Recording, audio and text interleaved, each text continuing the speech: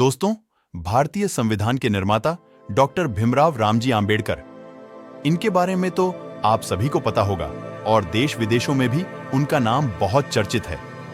बोधिसत्व, विश्व रत्न, भारत रत्न, बाबा साहेब, महामानव, symbol of the knowledge, ऐसी कई उपाधियों से उनको नवाजा जाता है। लेकिन वीडियो में आगे बढ़ने से पहले हम उनके जीवन काल के बारे में जान लेते हैं। महामानव डॉक्टर भीमराव आंबेडकर 20वीं सदी के भारतीय बहुश्रुत और समाज सुधारक थे, जिन्हें भारतीय संविधान के पिता के रूप में भी जाना जाता है। डॉक्टर आंबेडकर का पूरा नाम भीमराव रामजी सकपाल था। बाद में रत्नागिरी के उनके मुलगांव अंबवड़े के नाम से उनका सरनेम आंबेडकर पड़ा। बाबा साहेब भीमराव रामजी आंबेडकर का जन्म 14 अप्रैल 1891 में मध्य प्रदेश के महू में हुआ था और उस समय में भारत में ब्रिटिश शासन था। उनके पिता रामजी सकपाल महू की छावनी में ब्रिटिश सेना में सूबेदार की पोस्ट पर तैनात थे।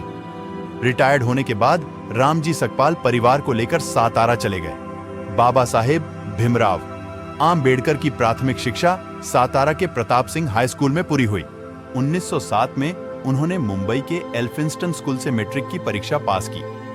1912 में बड़ौदा के महाराज सयाजीराव गायकवाड़ के स्कॉलरशिप की वजह से मुंबई यूनिवर्सिटी से ग्रेजुएशन पूरा किया।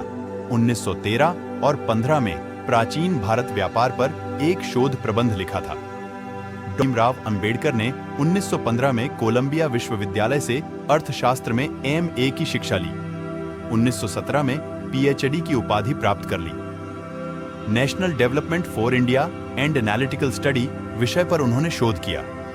1917 में ही लंदन स्कूल ऑफ इकोनॉमिक्स में उन्होंने दाखिला लिया, लेकिन साधन के अभाव के कारण वह अपनी शिक्षा पूरी नहीं कर पाए। कुछ समय बाद लंदन जाकर लंदन स्कूल ऑफ इकोनॉमिक्स से अधूरी पढ़ाई उन्होंने पूरी की।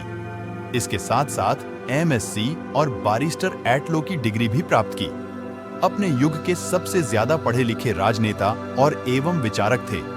भीमराव अंबेडकर कुल 64 विषयों में मास्टर थे, 9 भाषाओं के जानकार थे। उन्होंने विश्व के सभी धर्मों के रूप में पढ़ाई की थी। भीमराव अंबेडकर जाति से माहिर थे। उनकी जाति को अछूत जाति माना जाता था, इसलिए उनका बचपन बहुत ही मुश्किल और संघर्ष भरा रहा था।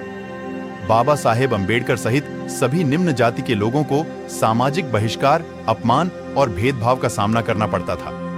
उन्होंने छुआछूत बहुत ही करीब से देखी थी, इसलिए उन्होंने समाज में फैली छुआछूत को मिटाने के लिए और दबे हुए तबकों को न्याय देने के लिए कई सारे आंदोलन किए, जैसे कि मनुस्मृति दहन, कालराम मंदिर, महाड़ का सत्याग्रह, येवला की गर्जना। उन्होंने पिछड़े समाज के शिक्षा के लिए पीपल्स एजुकेशन सोसाइटी की स्थापना की और बौद्ध धम्म का उद्धार करने हेतु दी बुद्धिस्ट सोसाइटी ऑफ इंडिया की स्थापना की। इन सभी आंदोलन का एक हिस्सा दीक्षा भूमि का दीक्षा समारोह कार्यक्रम था। दीक्षा भूमि भारत में बौद्ध धम्म का एक प्रमुख केंद्र है। यहाँ बौद्ध धम्म का पुनरुत्थान हुआ था। महाराष्ट्र राज्य की उपराजधानी नागपुर शहर में दीक्षा भूमि स्मारक स्थित इस पवित्र स्थान पर बोधिसत्व परम पूज्य डॉक्टर भीमराव अंबेडकर जी ने 14 अक्टूबर 1956 को प्रियदर्शी सम्राट अशोक विजयादशमी के दिन दीक्षा ली थी। बौद्ध धम्म के पहले महास्थविर चंद्रमणि के उपस्थिति में बौद्ध धम्म की दीक्षा लेकर अपने 5 लाख से अधिक अनुयायियों को बौद्ध धम्म की दीक्षा दी थी।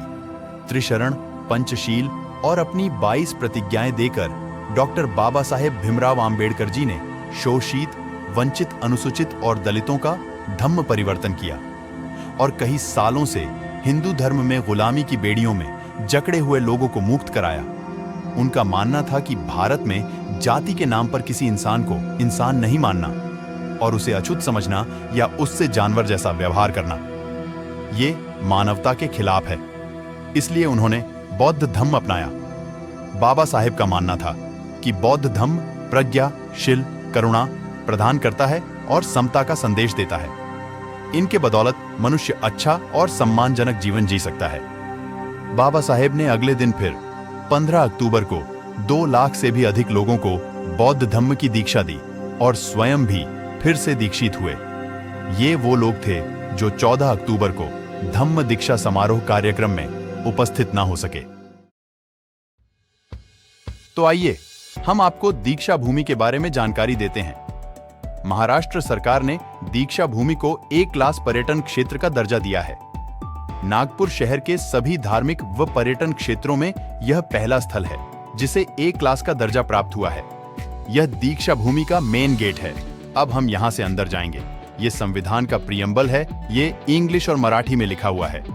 इसके पीछे में भारत का संविधान तैयार होने के बाद स्वतंत्र भारत के प्रथम राष्ट्रपति डॉक्टर राजेंद्र प्रसाद को डॉक्टर बाबा साहेब भीमराव आम्बेडकर देते हुए, और ये दूसरी तरफ आप जो देख रहे होंगे ये बाबा साहब भीमराव आम्बेडकर जी द्वारा दी गई 22 प्रतिज्ञा लिखी है। उसी के आगे ये बौद्ध विहार है जहां बौद्ध उपासक वंदना और पंचशील ग्रहण करते हैं। अभी हम आगे आपको दिखाने जा रहे हैं बोधि वृक्ष। ये कोई साधारण वृक्ष नहीं है। यह बोधि वृक्ष बौद्ध गया में स्थित बोधि वृक्ष की ही शाखा है। जिस बोधि वृक्ष के नीचे बैठकर भगवान गौतम बुद्ध ने ज्ञान प्राप्ति की थी। प्रियदर्शी सम्राट अशोक ने बौद्ध धम्म का प्रचार करने के लिए अपनी पुत्री संघमित्रा और पुत्र महेंद्र को भेजा था। उस समय बोध गया में स्थित बोधि वृक्ष की डाली तोड़ी और उसको श्रीलंका में रोपण किया गया। उसी बोधि वृक्ष के पौधे श्रीलंका से भारत में लाने का कार्य भदंत आनंद कौशलायन ने किया था।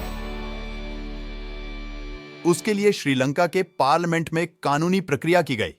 फिर अगले दिन श्रीलंका से 3 छोटे पौधे विमान से नागपुर लाए गए। उस समय दीक्षा भूमि स्मारक समिति के तत्कालीन अध्यक्ष दादा साहेब गायकवाड़ और कार्यवाह सदानंद फुलझेले के उपस्थिति में बोधि वृक्ष का रोपण किया गया। आपको लगता होगा कि ये एक ही वृक्ष है, लेकिन ये 3 अलग अलग पौधे हैं। तीनों पौधे एक साथ लगाने से आपस में उलझ गए हैं। चलिए अभी हम दीक्षा भूमि स्मारक के अंदर जा रहे हैं।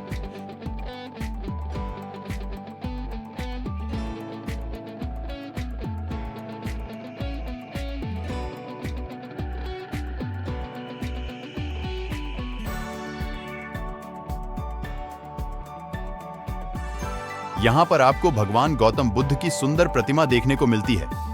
आपको यहां सुनहरा स्तूप दिख रहा होगा। उसमें बाबा साहब अंबेडकर जी की अस्थियां रखी है।